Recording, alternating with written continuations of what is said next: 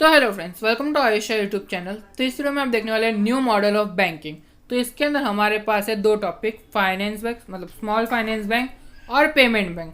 तो सबसे पहले हम लोग स्टार्ट करते हैं finance bank, small finance bank. Sorry, मैं बार बार फाइनेंस बैंक बोल रहा हूँ, स्मॉल फाइनेंस बैंक।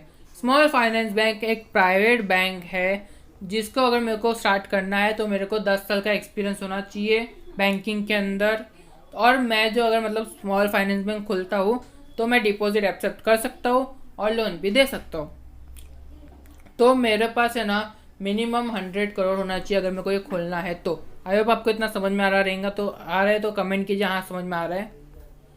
तो यहाँ पे है ना स्मॉल फाइनेंस बैंक के अंदर मैं फॉरेन के जो लोग हैं उनसे मैं क्या बोलते हैं शेयर्स बेच सकता हूँ उनको।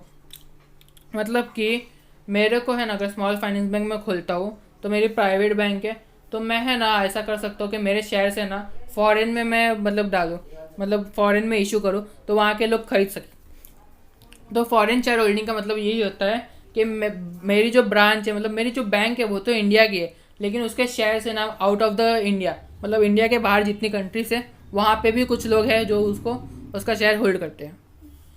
तो इसके कमेटी कौन सी है? उषा थ्रोट कमेटी है। तो small finance bank have to land their 75% of their credit to priority sector. Priority sector मतलब कि प्रायोरिटी सेक्टर मतलब कि फार्मर्स वगैरह उन लोग को मतलब देना पड़ता है 75% तक का लोन। मतलब फॉर एग्जांपल मैं लोन दे सकता हूँ 100 करोड़ का, 100 करोड़ का दे सकता हूँ, तो 75 करोड़ हमेशा मैं प्रोवाइड करूँगा प्रायोरिटी को। मतलब कि मेरी प्रायोरिटी है कि जो छोटे लोग हैं उन लोग को मैं दूँ लोन, जैसे कि फार्मर्स वगैरह वगैरह रूरल पीपल, उन लोग को मैं 75 करोड़ तक का मतलब 75 करोड़ में से उनको ही लोन दूंगा मैं ऐसा। और 25 करोड़ में अगर दूसरे काम के लिए यूज़ करना तो कर सकता हूँ। तो इसका कुछ क्या बोलते हैं, ये एस्टैब्लिश कभी होता है वो देख लेते हैं। तो ये एस्टैब्लिश होता है अंडर कंपनीज एक्ट 1956 के अंदर, और ये गवर्न होता है reserve bank of India act 1934 plus banking regulation act 1949। ये दोनों मिलके इसको गवर्न करती है। तो स्मॉल फाइनेंस बैंक के ऑब्जेक्टिव्स क्या होते हैं? सॉरी, इधर एक पॉइंट रह गया कि इसमें मेरे को कोई टेरिटोरियल रिस्ट्रिक्शंस नहीं है ये बैंक के ऊपर। तो ऑब्जेक्टिव्स क्या है स्मॉल फाइनेंस बैंक के? मैंने आपको पहले ही बताया कि रूरल एरिया में उनको बैंकिंग सुविधा देना, सिंपल बताओ तो, और उनको क्रेडिट वगैरह देना, तो यही सब होता है। तो इसके एग्जाम्पल से हमारे पास general small finance bank, AU small finance bank और एक्सेट्रा। तो अभी पेमेंट बैंक देख लेते हैं। तो आई होप आपको स्मॉल फाइनेंस बैंक समझ में आ रहेगा कि क्या होता है। अगर नहीं आ रहा है तो कमेंट कीजिए, मैं आपको बता दूंगा। पेमेंट बैंक आप बोल सकते हैं कि एक तरीके का ऑनलाइन ज़्यादातर काम चलता है उनका। तो मेरे को पेमेंट बैंक खोलना है, तो ये एक प्राइवेट बैंक है पेमेंट बैंक। आई होप आपको इतना समझ में आ रहेगा कि payment bank is a private bank. तो पेमेंट बैंक में है ना मैं डिमांड डिपॉजिट ले सकता हूँ, मतलब उनको मैं करंट अकाउंट खोलने को दे सकता हूँ, सेविंग अकाउंट दे सकता हूँ खोलने को, लेकिन उनसे टाइम डिपॉजिट नहीं ले सकता, मतलब कि रिकरिंग अकाउंट ये सब उन लोग नहीं खोल सकते। तो आई होप आपको इतना समझ में आ रहा रहेगा। तो थर्ड पॉइंट क्या कहता है? Payment bank can accept deposit of up to 1 lakh per customer.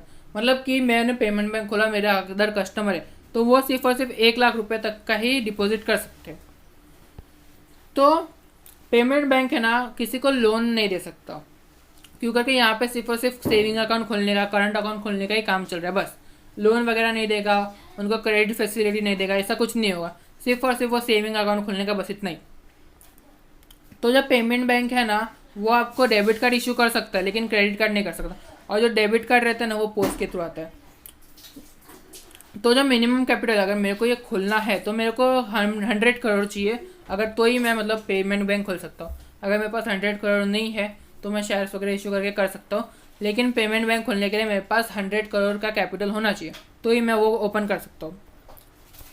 तो पेमेंट बैंक में ना मेरे को 25% अनबैंक्ड रूरल एरिया में, मतलब कि जहाँ पे बैंकिंग सुविधा नहीं है वहाँ पे मेरी ब्रांच वगैरह खुलनी पड़ेगी 25%। मतलब कि अगर सपोज मेरे पास 100 ब्रांचेस है पेमेंट बैंक की, तो मेरे को उसमें से 25%, सपोज मेरे पास ऐसा है कि 100 ब्रांचेस में खोलने वाला हूँ, तो मेरे को उसमें से 25% है ना गाँव में खोलनी पड़ेगी सिंपल, या फिर ऐसे एरिया में जहाँ पे मतलब ऐसे रूरल एरिया में जहाँ पे बैंक नहीं है। तो इसका क्या बोलते हैं फॉरेन शेयरिंग होल्डिंग मैंने आपको बताया शायद। तो फॉरेन शेयर होल्डिंग इसमें अलाउड नहीं है। क्यों अलाउड नहीं है फॉरेन शेयर होल्डिंग? क्यों करके ये इंडिया की बैंक है तो इंडिया में ही चलेगी बस, उसके आगे उन लोग किसी को शेयर इशू नहीं कर सकते। तो कमिटी कौन है इसके अंदर? नचित मोर। आपको इतना तो समझ में आ ही रहेगा पेमेंट बैंक क्या होता है। तो मैं आपको थोड़ा सा रिकैप दे दूँ तो स्मॉल फाइनेंस बैंक क्या होता है? स्मॉल फाइनेंस बैंक एक प्राइवेट बैंक है जो स्मॉल फाइनेंस देने के लिए बनी है। सिंपल बताओ तो यहाँ पे मेरे को एलिजिबिलिटी क्या है? मेरे को 10 साल का एक्सपीरियंस होना चाहिए बैंकिंग के अंदर और मेरे पास 100 करोड़ होने चाहिए। और पेमेंट बैंक एक प्राइवेट बैंक है और मेरे को अगर पेमेंट बैंक खुलना है तो मेरे को 100 करोड़ का फंड चाहिए। और इसमें एक और कंडीशन ये है कि मेरे को 25% ब्रांच पेमेंट बैंक की रूरल एरिया में खोलनी पड़ेगी जहाँ पे बैंक की सुविधा नहीं है।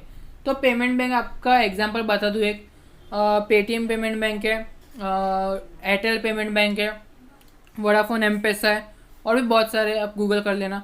तो आई होप आपको इतना समझ में आ रहेगा। ये छोटी सी वीडियो आपको खाली इतना समझाने के लिए थी, तो आई होप आपको समझ में आ रहेगा। Thanks for watching this video. कोई सवाल है कमेंट कीजिए, मुझे इंस्टाग्राम वगैरह पे भी फॉलो कर लेना।